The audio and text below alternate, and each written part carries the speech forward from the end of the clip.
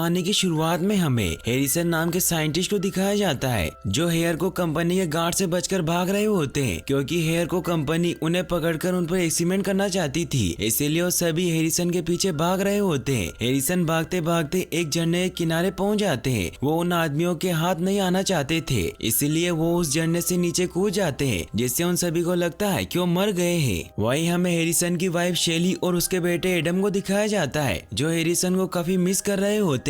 फिर हमें 12 साल बाद एडम को दिखाया जाता है जो बड़ा हो चुका है। वो बहुत ही सीधा साधा होता है, इसीलिए टोनी अपने दो दोस्तों के साथ हमेशा उसे परेशान किया करता था। वो आज एडम के बालों में बहुत सी चिंगम फंसा देते हैं। एडम इससे काफी परेशान हो जाता है। वो चिंगम निकालने के लिए वॉशरूम में जाता है, लेकिन वो चिंगम नहीं निकल रही थी, जिससे एडम को बहुत गुस्सा आता है, जिससे अचानक से उसके पाँव बड़े हो जाते हैं। एडम को कुछ समझ नहीं आता और वो टॉयलेट पेपर से ही अपने पैरों को कवर कर लेता है। एडम जैसे ही बाहर आता है तो सभी स्टूडेंट उसका मजाक उड़ाने लगते हैं। तभी एडम अजीब अजीब चीजें नोटिस करता है। वो देखता है कि वो काफी दूर की आवाज को भी काफी सफाई से सुन पा रहा है। इन सब से परेशान होकर एडम बास्केटबॉल कोच में जाता है, जहाँ वो देखता है कि उसके पैर वापस से नॉर्मल हो गए हैं। तभी वहाँ टोनी अपने दोस्तों के साथ एडम को परेशान करने के लिए आ जाता है। वो एडम को मारने लगते हैं और उसके बैग को बास्केटबॉल हूप में फेंक देते हैं। एडम जब घर पहुँचता है तो उसकी माँ उसे इस हालत में देखकर बहुत परेशान हो जाती है, इसीलिए एडम से पूछती है कि तुम्हें चोट कैसे लगी। एडम उन्हें झूठ के देता है कि ये चोट मुझे बास्केटबॉल खेलते हुए लग गई थी। शेली एडम के सर से च्युइंगम निकालने के लिए उसके बालों को काट देती है। सुबह जब एडम की आँख खुलती है तो वो देखता है कि उसके हेयर वापस से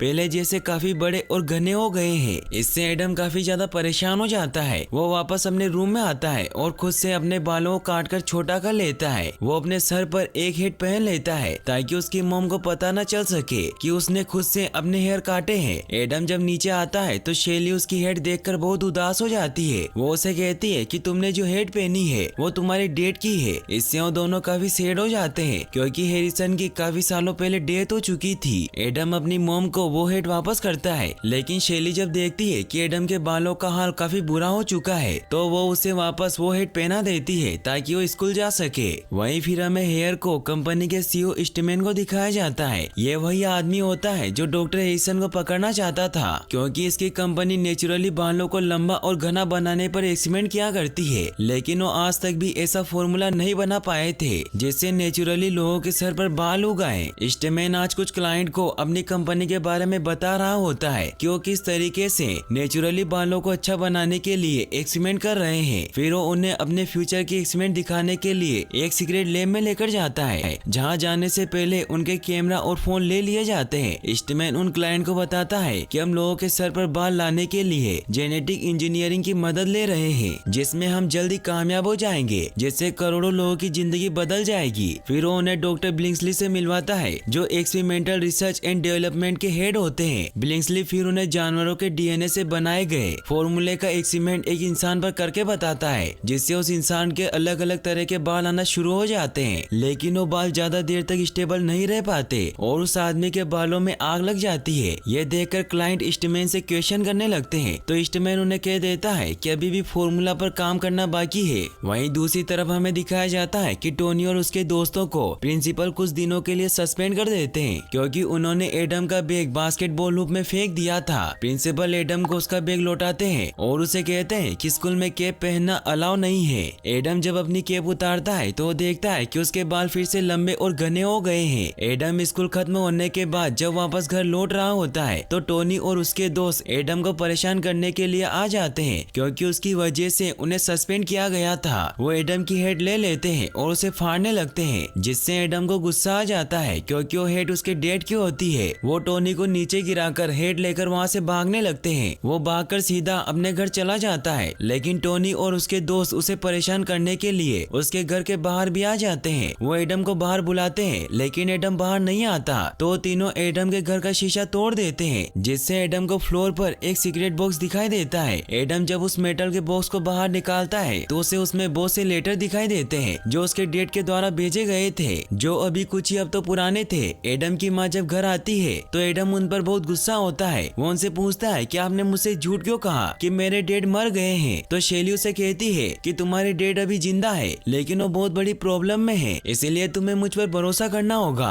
लेकिन एडम उसकी बात नहीं सुनता और उन्हें कहता है कि आपने मुझसे पूरी जिंदगी झूठ बोला। एडम गुस्सा होकर रूम में चला जाता है। एडम उदास हुआ अपने डेट के बारे में सोचने लगता है और अब वो डिसाइड करता है कि वो खुद ही जाकर अपने डेट से मिलेगा, क्योंकि उसके पास उसके डेट का एड्रेस होता है जो उसे उन्हीं लेटर में से मिला था। एडम अपने घर की खिड़की से बाहर निकल जाता है ताकि उसकी माँ को पता न चले कि वो उसके डेट से मिलने जा रहा है। वो हाईवे पर गाड़ियों से लिफ्ट मांगने लग जाता है क्योंकि वो पूरी तरीके से बारिश में भीग चुका था। एक ट्रक वहाँ आकर रुकता है। ट्रक ड्राइवर एडम से पूछता है कि तुम यहाँ क्या कर रहे हो, तो एडम उसे कहता है कि बस मुझे घर पहुँचना है जो रूट 89 पर है। तो ट्रक ड्राइवर उसकी मदद करने के लिए तैयार हो जाता है। वो रूट 89 की तरफ निकल जाते हैं। सुबह होते होते वो उस जगह पर पहुँच जाते हैं जो कि एक बहुत ही घना जंगल होता है। ट्रक ड्राइवर एडम को कहता है कि यहाँ तो कोई घर नहीं है, तो एडम बहाना बना देता है कि मेरा घर यहाँ से कुछ ही दूरी पर है। तो ट्रक ड्राइवर वहाँ से निकल जाता है। वहीं हमें दिखाया जाता है कि एडम की मॉम जब एडम को उठाने के लिए उसके रूम में जाती है तो वो देखती है कि एडम वहाँ नहीं है। इससे वो काफी परेशान हो जाती है। वो समझ जाती है कि एडम जरूर अपने डेट को ढूंढने निकला है, इसीलिए वो एडम को लेने जाने के लिए निकल जाती है। वहीं एडम उस जंगल में अपने डेट को खोजने लग जाता है। वो एक क्लिफ पर पहुँचता है जहाँ वो जंगल के खूबसूरत नजारे को देखकर बहुत खुश होता है, लेकिन तभी उसे पीछे से किसी के गुर्राने की आवाज सुनाई देती है जिससे एडम काफी डर जाता है और वो वहाँ से भागने लगता है। लेकिन तभी वो जंगल में लगे एक ट्रैप में फंस जाता है जिससे वो बेहोश होकर रोड पर गिर जाता है। तभी दिखाया जाता है कि एक ट्रक तेजी से एडम की तरफ बढ़ रहा होता है और उस ट्रक ड्राइवर का ध्यान रोड पर बिल्कुल नहीं होता क्योंकि वो न्यूज़पेपर पढ़ने में बिजी होता है। लेकिन जैसे उसका ध्यान रोड पर जाता है तो वो देखता है कि एक साया उस लड़के को बचाकर ले गया है। वो अपने डैश कैम में चेक करता है तो ये देखकर हैरान हो जाता है कि बिगफुट उस लड़के को बचाकर लेकर गया है। वो इस बात की खबर न्यूज में दे देता है जिससे वो वीडियो काफी ज्यादा वायरल हो जाती है। ब्लिंक्सली को भी इस बात का पता चल जाता है और वो ईस्टमैन को इसके बारे में बताता है। ईस्टमैन जब उस वीडियो को देखता है तो समझ जाता है कि बिगफुट और कोई नहीं बल्कि डॉक्टर हैरिसन ही है। इसीलिए अब ईस्टमैन हैरिसन को ढूंढने के लिए उस ट्रक ड्राइवर के पास आता है ताकि वो ये पता लगा सके कि उस ट्रक ड्राइवर ने फोटो कहाँ खींची थी। वो ड्राइवर उन्हें उस जगह पर लेकर जाता है जहाँ ईस्टमैन जब उस जगह को अच्छे से चेक करवाता है तो उसे वहाँ एडम का बैग मिलता है क्योंकि गिरते वक्त एडम का बैग वहीं रह गया था। एडम के बैग से ईस्टमैन को उसके घर की लोकेशन का पता चल जाता है। वो अपने आदमियों को उसके घर भेजता है लेकिन वहाँ घर पर कोई नहीं होता।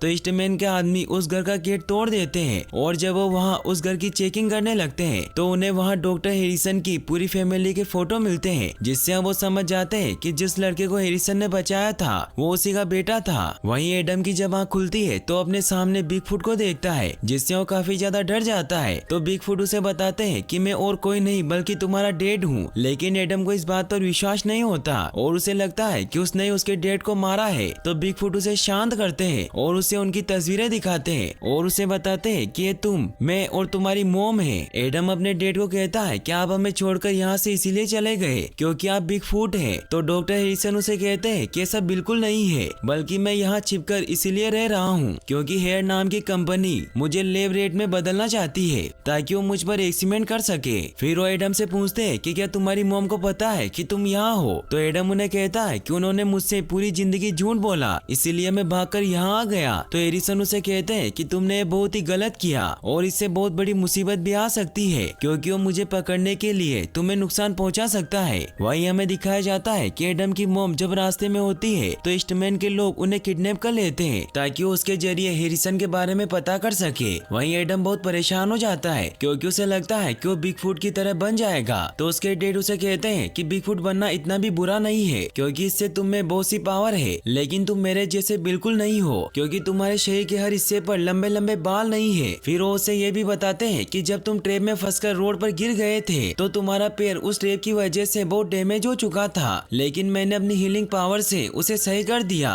इससे एडम भी बहुत खुश होता है कि उसके डैड के पास सुपर पावर है। फिर हैरिसन उसे अपने साथ जंगल की सैर करवाने के लिए लेकर जाते हैं जहाँ वो उसे उसकी पावर पर कंट्रोल करना सिखाते हैं जिससे वो अब बहुत ही अच्छी तरीके से दूर की बातों को सुनकर उन्हें इमेजिन कर पाता है। फिर वो उसे उसके पैरों के बारे में बताते हैं कि तुम्हारे पैर बड़े होने की वजह से तुम बहुत तेजी से दौड़ सकते हो, जिससे अब एडम बहुत तेजी से दौड़ने लग जाता है। फिर एडम के डैड उसे ये भी बताते हैं कि तुम्हारे पास एक और सुपर पावर है जिसके बारे में तुम भी नहीं जानते और वो जानवरों से बात करना है, लेकिन एडम एनिमल से बात नहीं कर पाता। तो उसके डैड उसे बताते हैं कि तुम्हें एनिमल की बातों को स्लो मोशन में सुनना होगा। फिर एडम एक एनिमल से बात कर पाता है जिससे वो बहुत खुश होता होता है। फिर हैरिसन उसे अपने सारे एनिमल दोस्तों से मिलवाते हैं जो बिल्बर, टीना, ट्रेपर, विचा और स्टीव होते हैं। एडम उन सभी से मिलकर बहुत खुश होता है। फिर वो सभी साथ मिलकर जंगल में आए हंटर को वहाँ से भगाते हैं। एडम अपने डेट के साथ बहुत अच्छा टाइम स्पेंड करता है जिससे उसे अपने डेट के साथ बहुत अच्छा लगता है। इसीलिए उन्हें कहता है कि आपको भी मेरे साथ चलना चाहिए। तो हैरिसन उसे कहते हैं कि मैं ऐसा नहीं कर सकता क्योंकि मेरी वजह से तुम्हें और तुम्हारी मॉम को खतरा है। तो एडम उन्हें कहता है कि हम किसी को भी कभी भी ये नहीं बताएंगे कि आप जिंदा है। तो हैरिसन उसे समझाने के लिए अपनी पूरी स्टोरी बताते हैं। वो उसे कहते हैं कि जब मैं मेडिकल स्कूल में था तो मैंने मेरे बढ़ते हुए बालों पर रिसर्च करना शुरू कर दिया जिससे मुझे पता चला कि मेरे ब्लड में एक दुर्बल डीएनए है। लेकिन मेरी इस खोज के बारे में ईस्टमैन को पता चल गया। उसने मुझे साथ काम करने का ऑफर दिया लेकिन मुझे उसके इरादे अच्छे नहीं लगे, इसीलिए मैंने उसे मना कर दिया। तो उसने मेरी पूरी लैब में तोड़फोड़ कर दी और उन्होंने तुम्हारी मॉम को धमकाया जिससे मैं पूरी दुनिया के सामने से गायब हो गया ताकि मैं तुम्हें और तुम्हारी मॉम को सुरक्षित रख सकूं। फिर उसे बताते हैं कि अगर ईस्टमैन को मेरे बारे में थोड़ा सा भी शक हो गया कि मैं जिंदा हूँ तो मुझे पकड़ने के लिए कुछ भी कर सकता है। वहीं हमें दिखाया जाता है कि ईस्टमैन एडम की मॉम से इंफॉर्मेशन निकालने की कोशिश करता है लेकिन वो उसे कुछ नहीं बताती। हैरिसन के रकून दोस्त ट्रेपर और विचा भी वहीं होते हैं जो कि ये सब देख लेते हैं। इसीलिए वो डॉक्टर हैरिसन के पास आकर उन्हें सब कुछ बताते हैं कि ईस्टमैन ने एडम की मॉम को किडनैप कर लिया है और उसके आदमी तुम्हें पूरे जंगल में ढूंढ रहे हैं। इससे डॉक्टर हैरिसन काफी परेशान हो जाते हैं। वो एडम को कहते हैं कि तुमने अपनी मॉम को मुसीबत में डाल दिया, तुम्हें यहाँ कभी आना ही नहीं चाहिए था। तो एडम उन्हें कहता है कि मैं इन सबको ठीक कर सकता हूँ क्योंकि मैं उनके पास जाकर उन्हें बता दूंगा कि मैं जंगल में खो गया था।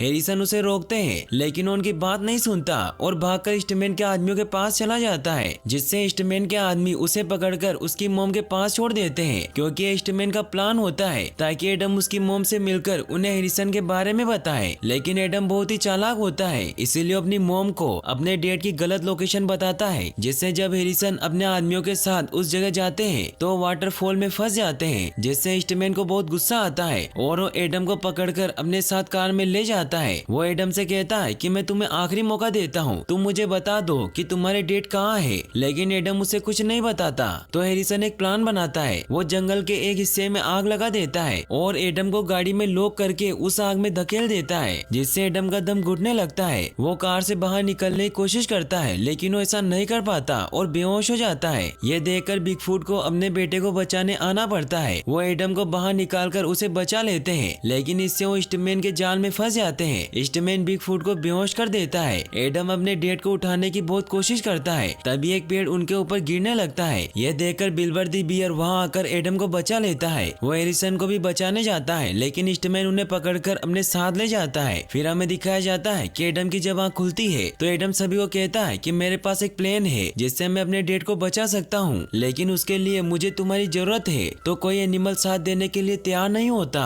क्योंकि उन्हें लगता है कि इंसानों से कोई जीत नहीं सकता। तो एडम उन्हें कहता है कि अगर उनकी जगह तुम में से कोई एक होता तो मेरे डेट तुम्हें बचाने के लिए जरूर आते। तो सभी एनिमल एडम का साथ देने के लिए तैयार हो जाते हैं। वो उसी होटल पर पहुंचते हैं जहां ईस्टमैन के लोग रुके हुए थे जो हेयर को कंपनी की तरफ निकलने लगते हैं। यह देखकर एडम और बाकी सभी एनिमल एक कार के ऊपर चढ़ जाते हैं। वहीं दूसरी तरफ ईस्टमैन हैरिसन पर एक्सीमेंट करने लगता है जिससे हैरिसन बहुत गुस्सा हो जाते हैं। वो वहाँ तोड़फोड़ करने लगते हैं। तो ईस्टमैन उन्हें कहता है कि अगर तुम हमारे साथ कोऑपरेट नहीं करोगे तो मैं तुम्हारी फैमिली को खत्म कर दूंगा। तो हैरिसन भी उसके साथ कोऑपरेट करने के लिए मान जाता है। फिर वो उसका डीएनए निकालते हैं जिससे वो एक सीरम बना लेते हैं और उसे उसी इंसान पर ट्राई करते हैं जिससे इस बार उस इंसान की पूरी बॉडी हेयर से बढ़ जाती है। इससे वो बहुत खुश होते हैं। वहीं एडम और बाकी सब उस कार के थ्रू हेयर को कंपनी में पहुंचते हैं जहां एडम अपने सुनने की पावर का यूज करके अंदर की सारी सिक्योरिटी के बारे में पता कर लेता है। इसीलिए वो स्टीव द वुड पेकर को कह के सभी सीसीटीवी कैमरों को डिस्ट्रॉय करवा देता है जिससे वो सभी छिपकर कंट्रोल रूम में पहुंच जाते हैं जहां एडम को अपने डेड एक कैमरे में नजर आ जाते हैं जो कि एक लैब में होते हैं। इसीलिए वो सभी वहां जाने का डिसाइड करते हैं लेकिन सिक्योरिटी को उनकी मौजूदगी का पता चल जाता है। इसीलिए सभी गार्ड कंट्रोल रूम की तरफ बढ़ने लगते हैं। ये देखकर सभी एनिमल एडम की मदद करने के लिए उन गार्ड्स पर अटैक कर देते हैं। एडम अपने डेड को बचाने के लिए लैब की तरफ बढ़ता है। वो अपनी सुपर स्पीड से सभी से बचता हुआ आगे बढ़ने लगता है लेकिन बहुत से गार्ड उन्हें घेर लेते हैं। तभी बिल्बर वहाँ आकर सभी को बचा लेता है। वो एडम को वहाँ से जाने को कहता है। एडम अपने डेड के पास जाने के लिए निकल जाता है लेकिन एडम के सारे दोस्त अब डोर लगने की वजह से बेहोश हो जाते हैं। एडम अपनी फुल स्पीड में भागकर अपने डेड के पास पहुंच जाता है। एडम अपने डेट को कहता है कि हमें यहाँ से चलना चाहिए, तो एलिसन उसे कहते हैं कि मैं तुम्हारे साथ नहीं चल सकता, मैं यही रहूंगा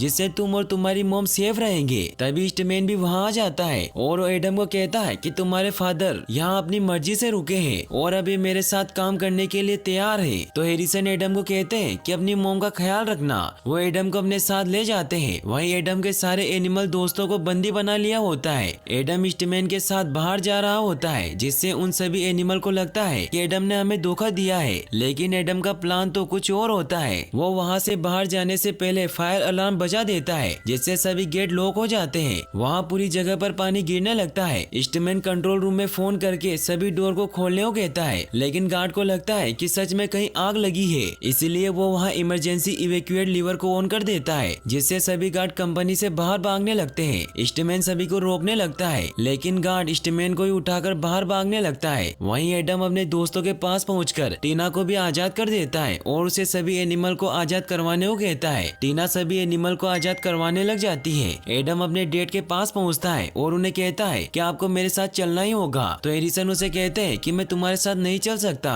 क्योंकि ईस्टमैन हमेशा मेरे पीछे रहेगा। तो एडम उन्हें कहता है कि अगर आप मेरे साथ नहीं चलेंगे तो मैं ईस्टमैन को बता दूंगा कि मैं भी एक बिगफुट हूँ। तो हैरिसन एडम की बात मान लेते हैं, क्योंकि वो नहीं चाहते थे कि एडम को कुछ भी नुकसान पहुँचे। लेकिन वो एडम को कहते हैं कि हमें यहाँ से बाहर निकलने से पहले इस पूरी कंपनी को डिस्ट्रॉय करना होगा, जिसके लिए वो वहाँ रख के सभी कंटेनर को तोड़ने लग जाते हैं। वहीं एडम की मोम को ईस्टमैन के लोगों ने उन्हीं के घर में बंदी बनाकर रखा होता है। ईस्टमैन के लोग जब वहाँ एडम का रूम चेक करते हैं तो उन्हें वहाँ बहुत सारे बाल नजर आते हैं, जिससे वो समझ जाते हैं कि एडम भी एक बिगफुट है। इसीलिए ईस्टमैन को कॉल करके सारी बात बता देते हैं। वहीं सभी गार्ड और एनिमल कंपनी से बाहर निकल जाते हैं। एडम और उसके डेड वहाँ सभी कंटेनर को तोड़ देते हैं, जिससे वो पूरी कंपनी गैस से भर जाती है। फिर वो दोनों बाहर निकलने के लिए गेट तक पहुँचते हैं तो गेट लॉक होता है। इससे वो काफी परेशान हो जाते हैं। तभी वहाँ उन्हें एक आइडिया आता है और वो एयर वेंट के थ्रू बिल्डिंग के ऊपर पहुँच जाते हैं। फिर वो जिप लाइन के थ्रू नीचे आने लगते हैं, लेकिन वहाँ ईस्टमैन अपने साथियों के साथ मौजूद होता है। ईस्टमैन के आदमी एडम की मोम को भी पकड़कर वहीं ले आते हैं। ईस्टमैन हैरिसन को कहता है कि मुझे तुम्हारी कोई जरूरत नहीं है, क्योंकि मुझे पता चल चुका है कि एडम भी एक बिगफुट है। तो हैरिसन ईस्टमैन पर अटैक करने लगता है, लेकिन ईस्टमैन हैरिसन पर बहुत सारे बेहोशी के डोट लगा देता है, जिससे वो बेहोश हो जाते हैं। ईस्टमैन हैरिसन को ब्रिज से नीचे फेंक देता है। इससे एडम को बहुत गुस्सा आता है और वो वहाँ हेयरको कंपनी में फ्लेयर गन चला देता है, जिससे वो फ्लेयर सीधा हेयरको कंपनी में चला जाता है, जिससे वहाँ गैस की वजह से ब्लास्ट हो जाता है और पूरी हेयरको कंपनी बर्बाद होने लगती है। ईस्टमैन भी ब्रिज से नीचे गिर जाता है। वहीं एडम अपने डेड को ढूंढते ढूंढते उनके पास पहुंच जाता है, लेकिन उनकी हालत बहुत खराब होती है। इससे एडम बहुत सैड हो जाता है। तभी एडम को अपने डेड की बात याद आती है कि हमारे पास हीलिंग टच करने की पावर है, जिससे हम किसी को भी ठीक कर सकते हैं। तो एडम अपने डेड पर हीलिंग टच का इस्तेमाल करने लगता है। सभी एनिमल भी ये देखकर बहुत हैरान होते हैं। एडम के डेड की आंख खुल जाती है, जिससे वो सभी बहुत खुश होते हैं। तभी वहाँ ईस्टमैन गन लेकर पहुंच जाता है। वो उन्हें शूट करने लगता है। तभी शेली वहाँ आकर ईस्टमैन को ही शूट कर देती है, जिससे वो बेहोश हो जाता है। लेकिन इससे उसकी विग भी खुल जाती है, जिससे हमें पता चलता है कि ईस्टमैन एक गंजा होता है, जिसकी वजह से ही उसने ये सब किया था। वहीं फिर हमें दिखाया जाता है कि हैरिसन और उसके सभी एनिमल दोस्त अब एडम के साथ उन्हीं के घर में रहने लग जाते हैं, जिससे वो सभी बहुत खुश होते हैं। वहीं हमें न्यूज़पेपर में ये भी पता चलता है